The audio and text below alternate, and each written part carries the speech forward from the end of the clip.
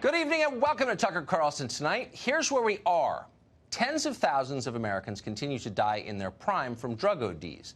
The middle class is still shrinking. Housing prices in our cities are crushing an entire generation of ambitious young people. China's economy is about to overtake ours. So that's all the bad news right there. But have no fear. Here's the good news. Washington is on it. Your representatives in the capital city, this city, just spent their third day in a row yelling at each other about a phone call Donald Trump once made to some guy in Ukraine. In other words, the impeachment trial of the president rolls on tonight. And if nothing else, that means that amateur thespian and full-time Congressman Adam Schiff gets to try out new parts for the camera.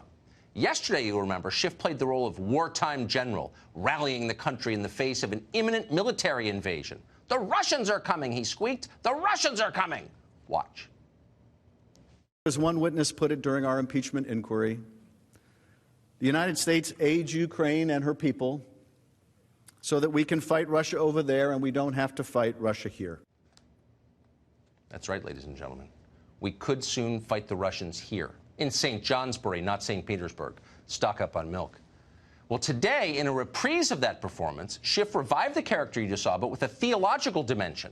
Wartime general plus Old Testament prophet.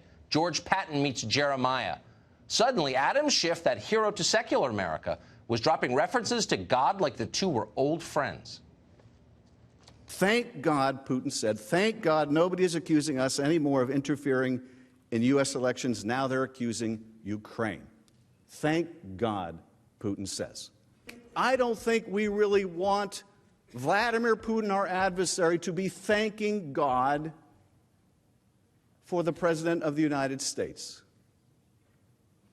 because they don't wish us well. We do not want them thanking God for our president and what he is pushing out.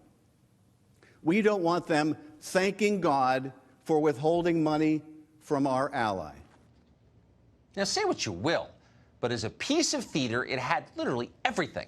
There was dastardly old Vladimir Putin rubbing his hands together in diabolical glee somewhere deep beneath the Kremlin. Those foolish Americans! Little do they know my troops will be in Phoenix by nightfall. On the other side, God himself in heaven, looking down in sadness, hoping this lost nation will finally heed St. Adam's prophetic warnings and obey. It was the age-old battle of good versus evil playing out right there on the Senate floor on C-SPAN. Senator Jim Risch of Idaho, though, was not impressed. He fell dead asleep the other day, and he probably wasn't the only one to do it.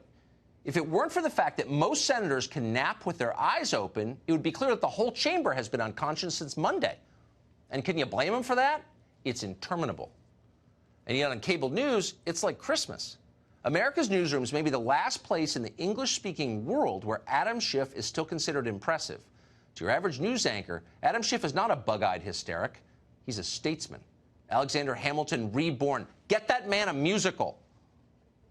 A very, very powerful and forceful speech, almost 2.5 hours by Adam Schiff. A very, very strong case. I thought Schiff's performance was a virtuoso performance yesterday. Adam Schiff did masterfully what all prosecutors are trained to do. He is a really good lawyer.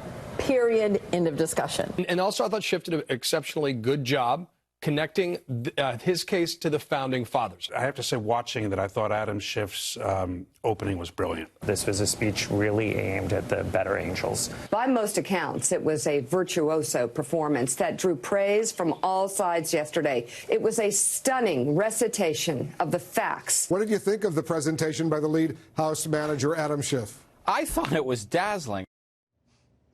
Dazzling. Stunning, brilliant, powerful, forceful, masterful, virtuoso, whatever that means. Those are the words the press uses to describe a man who's just called for a hot war against a nuclear-armed nation. Do the talking heads on CNN believe what Schiff is saying? Do they actually think Russia is on the cusp of invading the United States? Maybe they do. More likely, they're not really listening to him. If the internal thoughts of your average news anchor were broadcast on the screen, and they should be, you'd see they revolve mostly around hair and makeup. Do my ears look big? These are not policy people. They don't care about details. They just know for certain that Schiff is on their team, and that's enough for them.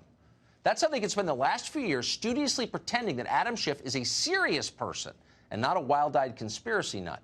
Now, to keep pretending that, they've had to ignore a lot of his actual claims, the things he's saying, very much including these things.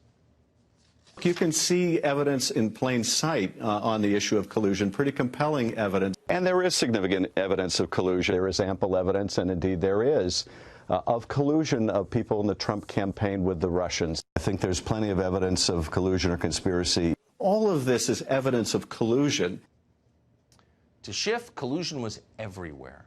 On Facebook, on television, inside the box of Honey Bunches of Oats, sitting in the breakfast nook in his airless Capitol Hill apartment. At one point, he even began to suspect his cats, his many cats. Schiff spent the entirety of 2017 and 2018 talking just like that. By the end, he'd accused 60 million Americans of colluding with Vladimir Putin simply by the act of voting for Donald Trump. It was a conspiracy that profound. Except it wasn't. And that's the remarkable part. Schiff was wrong. None of this ever happened, and we now know that conclusively. So was Schiff punished for this? Driven from polite society for falsely impugning the integrity of millions of Americans with lies, which he did? No, he wasn't. He just got more famous and more revered on MSNBC. You can find him most weekdays now having lunch in the best restaurants in the city, right across from the guys who planned the Iraq War and got rich from securitizing subprime mortgages. Schiff seems happy. And why wouldn't he be? He got it all completely wrong, but he wasn't